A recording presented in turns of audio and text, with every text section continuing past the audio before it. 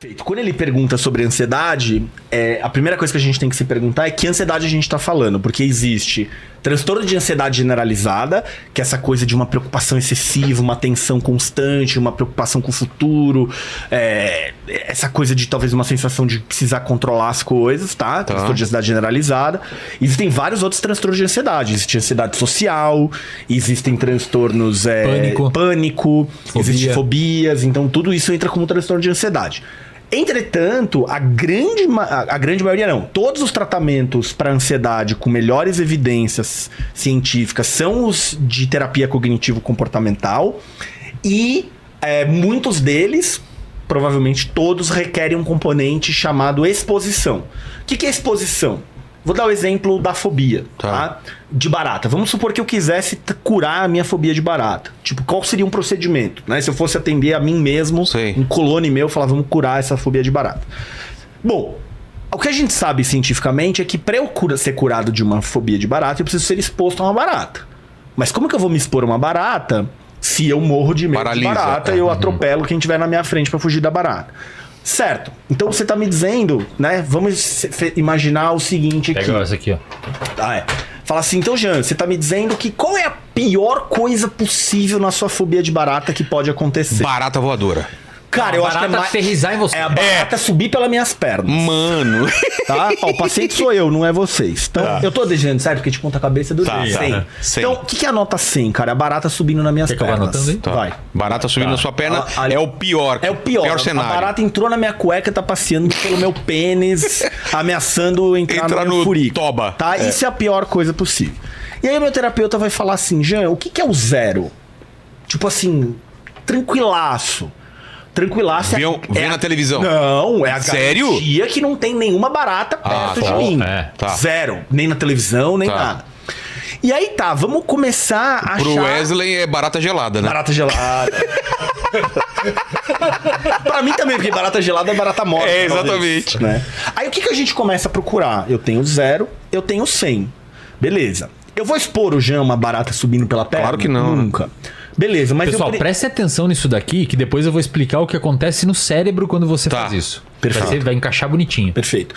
Então o que acontece? Aí você já mandou bem. Você perguntou assim. Você podia ser psicólogo, Vilela. Perguntou assim, ó. Cara, e se fosse uma barata, uma foto de uma barata no Google Imagens? Cara, uma foto de uma barata do Google Imagens seria um 15. Bota um 15 aqui pra mim. Não pode te atingir. Não vai me atingir, é meio... É nojento, mas tudo bem. Tá, uma foto, tá. Que nota que você daria pra você segurar na mão uma barata de plástico, uma barata de brinquedo? Cara, acho que seria um 25. Bota um 25 aí. 25 de plástico? Você respeita minha fobia. Tá bom. Do caralho. Tá bom. Tá bom. Né? Beleza. Cara, eu ver um filme de barata andando... Puta, tinha aquele Joe e as baratas, nem eu conseguia assistir. Não, mas aí é muita barata. São de uma barata. Você filmou uma barata andando, é 30. Beleza? E aí a gente vai construindo essa aqui. Imagina que 95, bota aqui 95. Eu tendo que pisar numa barata para matá-la, certo? Agora, pra não ficar aqui até amanhã, vamos imaginar que eu tenho 0, 15, 25, 30, 35, 40, 50, 60. Parte dessa terapia é o quê? Parte dessa terapia é... Agora, então, a gente vai começar aqui, ó. Com a foto. Circula, Yesner, o 15. O mais barato. O mais fácil. E barato também. O 15. Por quê? Porque vai me dar uma ativada. Lembra da curva de estresse dele? Sim. Vai dar uma ativada, mas mais controlado. Eu aguento. A hora que eu fizer isso várias vezes, por alguns dias, e esse 15 agora começar a ter uma sensação de 0, eu vou pro próximo. Sobe a barra. E agora eu tenho... O que é isso aqui? Barata de brinquedo. Putz, agora o meu terapeuta vem... E nada disso é surpresa, tá? A terapeuta vai combinando, tudo certinho, tá? Então agora, ó... Ele vira seu 15 agora. É como se ele... ele não muda a nota, mas você vai subindo na escada, né? Agora, então, eu vou manipular essa barata de brinquedo... Até que eu vou subindo, eu não vou chegar no 100, eu não vou fazer uma barata subir na minha perna. Qual é o meu objetivo? Meu objetivo é conseguir esse aqui, é pisar numa barata. Poderia escrever aqui, talvez 90, põe 90 aqui, seja matar a barata com veneno. Tá? Eu tive que matar barata com veneno 2 vezes na minha vida, porque eu não tinha ninguém. Uma vez eu fui dormir fora de casa, porque eu em casa sozinho, não tinha ninguém pra matar. Sério, cara? É sério? Não, eu não tô brincando. Meus pais estavam viajando fora passou do país. Não, eu veneno e saiu. Eu morava com meus pais, eu nem conhecia minha esposa ainda.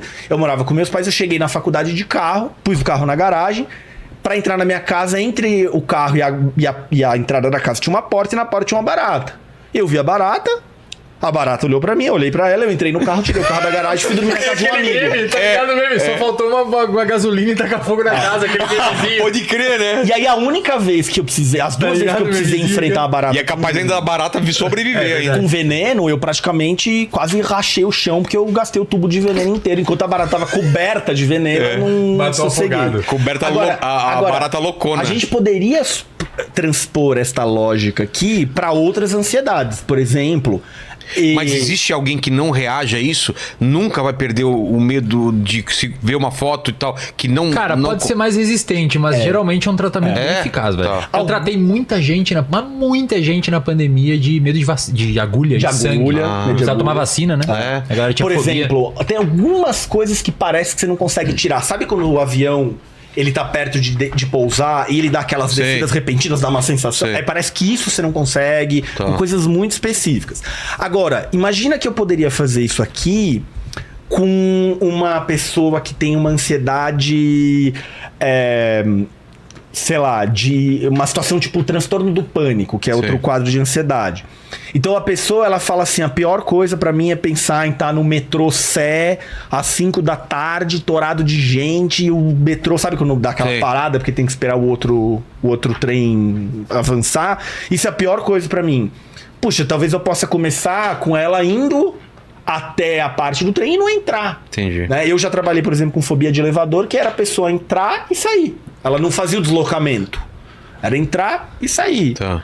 E aí, depois de um tempo, era entrar e ficar. Putz, mas e se o elevador andar com ela lá? Putz, não, então põe um negócio pro elevador do andar. Então você vai fazendo isso. E a ideia é que sempre vai ter um estímulo imprevisível. Eu com esses negócios que você tem de barata comigo é cobra, que é absurdo. Fui lá no Richard.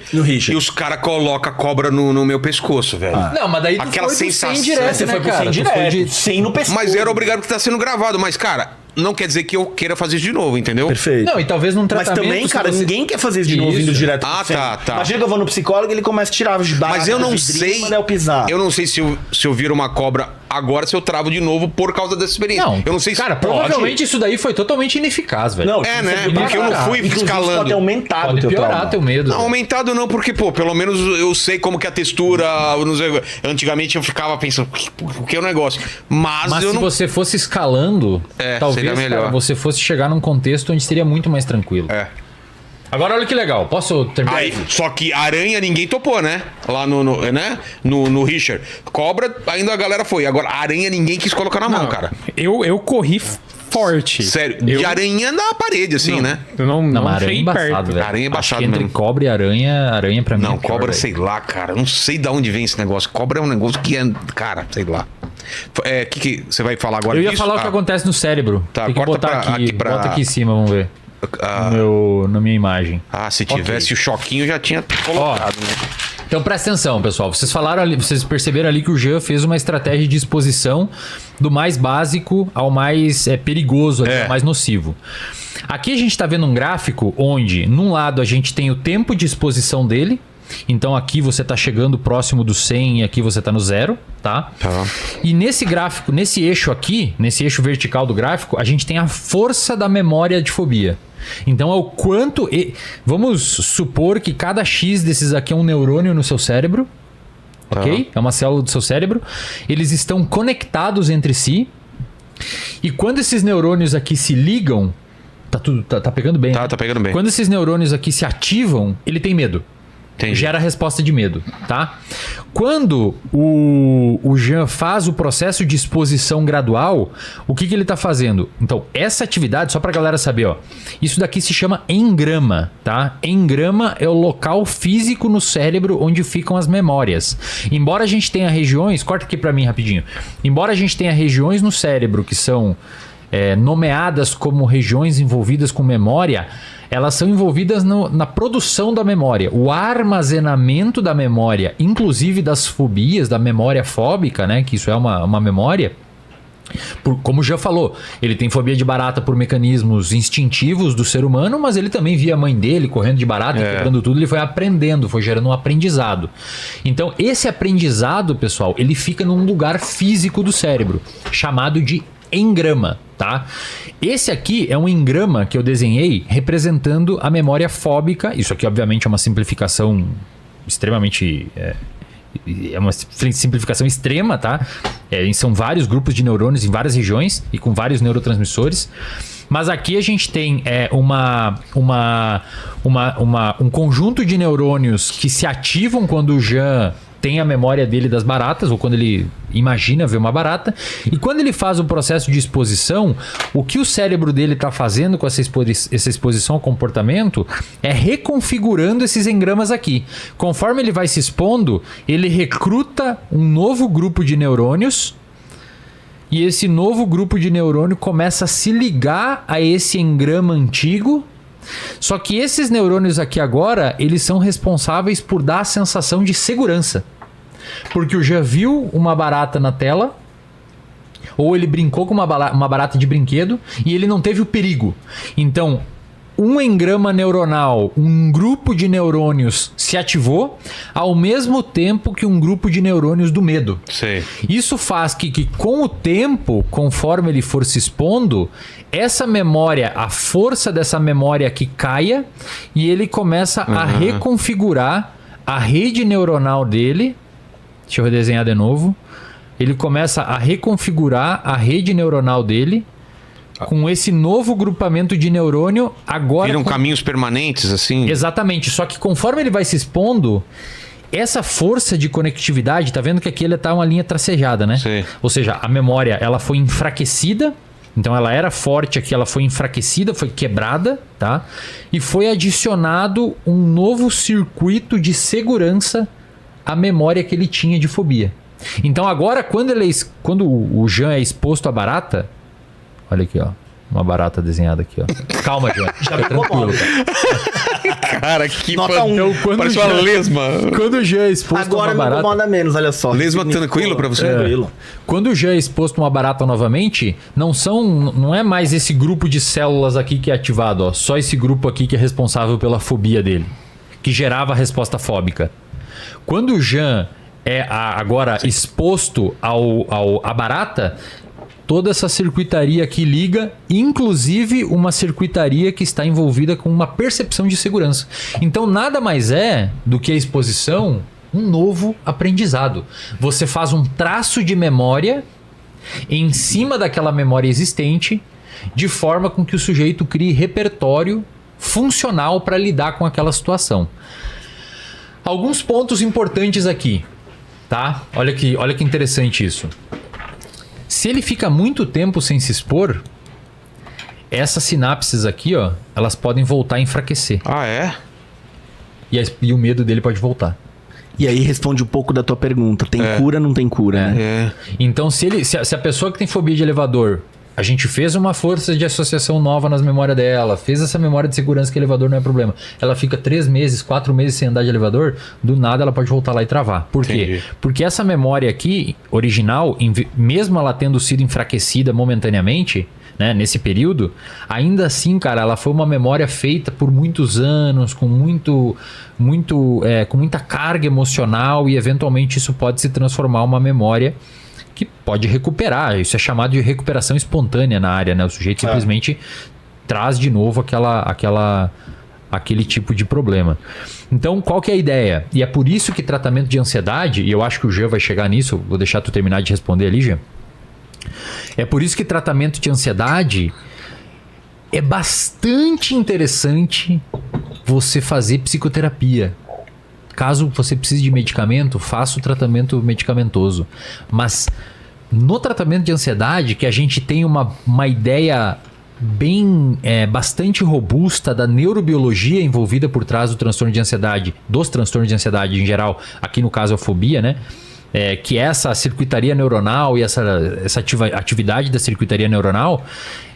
Nesse transtorno aqui, é interessante que você faça psicoterapia, porque ele permite com que você crie repertório comportamental para continuar lidando com aquele problema uma vez que você recebeu alta. Perfeito. É diferente de você só ser submetido ao medicamento e aí você não tem essas forças de associação e essas coisas novas criadas, né? Olha só que louco, Vilela. A gente volta com isso aqui naquele ponto do começo da conversa de hoje sobre a separação entre mente e corpo, né? Então, um processo de exposição ao ambiente de uma maneira organizada, estruturada por um terapeuta num processo de psicoterapia, produzindo alterações no cérebro. Né? O Wesley, às vezes, ele fala uma coisa que eu não sei se ele é mal interpretado, que ele fala assim, a psicoterapia ela é um tratamento biológico. É porque ela muda a atividade neuronal.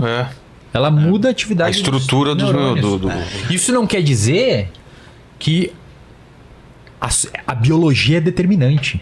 Afinal de contas, a gente tem aspectos culturais, como a gente falou, desigualdade, um monte de estresse, contexto, cultura, comunidade, que influencia nisso daqui. Mas quando eu digo que a psicoterapia é um tratamento biológico, o que eu quero dizer é que existe um arcabouço fisiológico por onde a psicoterapia atua. Perfeito. E não é uma coisa da alma ou de uma esfera intangível que a gente não consegue mensurar. Perfeito. Entendeu? Entendi. Agora, continuando a resposta da pergunta, né? Quando eu falei terapia cognitivo-comportamental, esse é um componente bem importante nos tratamentos de ansiedade.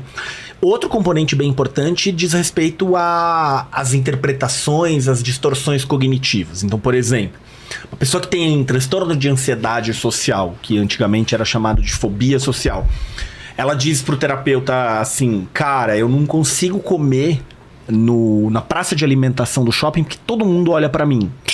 Né? Essa é uma crença que essa pessoa tem, e crença no sentido de coisas que ela acredita sobre o mundo. Todos nós temos crenças sobre o mundo, né? Eu acredito que eu sou um bom psicólogo, eu penso que a minha esposa me ama, eu acho que a Terra é redonda, coisas do tipo, né? A pessoa tem essa crença, e muitas vezes você precisa fazer um trabalho cognitivo de que evidências que você tem das pessoas olhando pra você, que evidências que você tem que você não é o centro das atenções ali quando você tá comendo. E também dá pra você fazer alguns experimentos, que é quase uma exposição, mas não é bem uma exposição, que é um experimento que ele vai checar a veracidade disso. Então, pô, será que todo mundo olha pra você? Então vamos lá, qual que é a tua previsão? Minha previsão é que se eu for no shopping e comer lá no meio da praça de alimentação, a hora que eu olhar ao redor, vai ter um monte de gente olhando pra mim, me julgando, vendo que eu, sei lá, se eu tô comendo de um jeito errado, alguma coisa assim. Você topa fazer um experimento? Então essa é a tua previsão, tá? Então vamos fazer. Quanto que você acredita nisso? De 0 a 10? Eu acredito nisso nota 8, tá? Então você vai lá, enquanto você tá comendo na praça de alimentação, e aí dá pra gente adequar o horário, se a pessoa consegue, não consegue, que nota é pra ela fazer isso e tal. Você vai registrar. Você vai olhar ao teu redor, as pessoas estão te encarando, estão olhando pra você, estão prestando atenção, como é que é? E ela faz esse experimento e descobre que, tem de vez em quando, tem uma troca de olhar, de vez em quando alguém olha, mas tem ninguém ali, não tinha pessoas todas me olhando e me... entendi. Então, e agora quanto que você acredita, após essa experiência, lá naquela tua crença de que quando eu vou na praça, as pessoas vão ficar me olhando, era nota 8 e agora é nota 3, por exemplo. Ou seja, ela teve um componente da realidade que foi contra o que ela acreditava. Ela criou um cenário que não existe. Exato. Por isso que é cognitivo-comportamental. Tem um conjunto de intervenções no pensamento. Mas isso não resolve, por exemplo, alguém te falar sobre o perigo real da barata pra você. Não tem, mas sabe por quê? O Wesley vai poder explicar isso do ponto de vista neurocientífico muito melhor. Mas, por exemplo, se você falar assim pra mim, e aí por isso que você precisa das duas coisas, dos dois pedaços de tratamento. Porque se você falar assim pra mim, já vamos fazer um exercício cognitivo. Qual o perigo real da barata? Nenhum. Barata não pica com veneno, a barata, a chance da barata, sei lá, entrar dentro do meu corpo ou dar uma doença. Uma doença, ela não vai me picar, não vai trazer uma doença. É um bicho que se eu pisar forte nela, ela mata. E, cara, se você me perguntasse o quanto eu acredito nisso, eu acredito 100%. E por várias vezes eu me testei no sentido assim, cara, se aparecesse uma barata ali, eu ia lá e pisava e matava ela. Eu tenho muita consciência disso. Mas por que não funciona nesse caso? E aí a hora que eu penso, eu congelo. E aí tem a ver com as áreas do cérebro mais primitivas, menos primitivas, que controlam cognição e controlam essas reações, se você quiser falar. E nesse caso, assim, é tipo falar em público, né? Eu vou só apresentar um trabalho na faculdade, cara. Não é se perigoso. Você for mal, o que vai acontecer na tua vida? Não é perigoso, não é perigoso, nada a ver. Só que a questão é que essa memória inicial da associação e do medo, existem até mecanismos bioquímicos que favorecem o fortalecimento dela. Entendi. Então ela é muito mais grudada. E o pensamento, só o pensamento, não é suficiente para fazer esse processo aqui. Ele pode ser suficiente para você iniciar um manejo. Mas você precisa da exposição. Você precisa de um negócio factível. No meu caso, naquele exercício que eu comecei lá quando eu era criança e até hoje eu faço, a única forma de eu conseguir fazer coisas que eu travo é pensar no pior cenário possível que pode acontecer. Então, quando eu tava travado para entrar para fazer um show, e eu pensava qual é a pior coisa, era 15 minutos, que é o normal de quem tá iniciando. A pior coisa que pode acontecer é eu andar mal, ninguém ri, eu passar uma vergonha absurda. Tá, dá pra lidar com isso. Esse é o pior cenário. Tipo, nenhuma piada vai entrar. Eu me vejo fazendo isso, o que vai acontecer. Porque quando é uma coisa que eu penso que tudo pode acontecer, tudo pode acontecer. Quando eu coloco qual é a pior coisa, eu trabalho pra não ser o pior, e tudo que vier além disso, pra mim, eu fico confortável, entendeu? Perfeito. Valeu. Como é que é isso aí, Jean? É uma estratégia... Isso Cara, é válido ou não? Isso é válido, mas eu vou fazer algumas considerações. Primeiro que você não pensou no pior cenário possível. Eu escorregar, quebrar... Não é isso. Vamos manter a tua história, mas a tua história, o pior cenário possível seria o seguinte.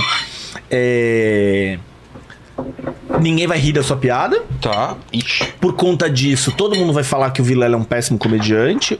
A casa de show mas isso é nunca resultado. mais vai te contratar. Tudo isso tá nesse Beleza, então esse é o pior cenário. A questão é que uma das intervenções que a gente faz é o quanto você consegue lidar com o pior cenário possível. É isso que eu me preparo. Exato. E a questão é... Vai acabar a minha carreira? Não. E a questão é, e se acabar a sua carreira? Ah, tá. Talvez você consiga lidar com isso. Então vamos imaginar assim, ó. Imagina que eu sou uma pessoa que tá com preocupação de voar de avião. Qual é a pior coisa que pode acontecer? Cara, a pior coisa que pode acontecer é o avião cair e eu morrer. Certo. Tá, cara, se o avião cair e eu morrer, qual a pior coisa que pode acontecer? Ou minha esposa, espero eu, vai ficar triste. Tomara, né? Eu não vou ter mais a fonte de renda pros meus filhos, tal. Tá, teus filhos vão virar mendigo porque você não vai ter mais a tua renda, ou, sei lá, eles vão ter uma renda que você deixou, você tem seguro de vida.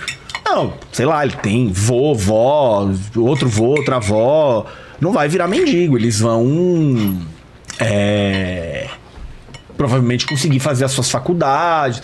Aí você vai vendo, cara, que no pior cenário, tipo, talvez você consiga lidar com ele, talvez você consiga, né? Agora, ao mesmo tempo que isso é verdade, a gente às vezes precisa corrigir uma coisa que é chamada de catastrofização. O que é catastrofização? Catastrofização é o seguinte. Eu vim aqui no podcast, Inteligência Limitada, saio daqui preocupado que... Se falou alguma besteira, pode ser cancelar. Falei, mas não, cara... vamos supor, eu acho que eu falei demais. O Vilela achou que... Tô me olhado que o Vilela achou que eu falei demais. O Vilela achou que eu falei demais, ele nunca vai me chamar. Pô, ele nunca vai mais me chamar, mas ele também vai falar pro Igor do Flow não me chamar, ele também vai falar pra não sei quem não me chamar, porque ele vai falar, puta, cara, não chama esse cara, eu vi que você tá querendo chamar esse cara é chato pra caralho, não chama esse cara. Putz, e aí, por causa disso, eu não vou mais, o Wesley não vai querer mais ser meu sócio, e eu não vou mais vender meus cursos, e não vou ter mais paciente, eu não vou ter mais paciente, eu não vou conseguir sustentar meus filhos. E aí quara, peraí. Quão racional é isso? E, cara, pode chegar nesse nível. Claro que entendeu? pode. Talvez assim, cara, talvez Claro o Vilela pode. não tenha gostado e não te chame mais. Eu conheço pessoas que fazem isso E se o Vilela mesmo. não te chamar nunca mais, cara, não é o fim da tua carreira, entendeu? Você tem outros espaços, você pode falar em outros lugares, você já foi bem em outro não sei aonde. Então e aí o que é importante, cara? Quando a gente faz essas intervenções no pensamento, nunca pense positivo. É sempre pense mais racional. Isso, exatamente. Porque Pensar positivo pode te ferrar, né? Cara, pensa Não, vai tudo dar mais certo. Aí você nem se prepara, vai dar certo. Eu gosto de ter aquele... Não, se eu não me preparar... Não, pera só um pouquinho, eu tô decorando aqui as piadas. Que é aquele nível de estresse necessário que a gente falou. Exato. Pra não dar merda.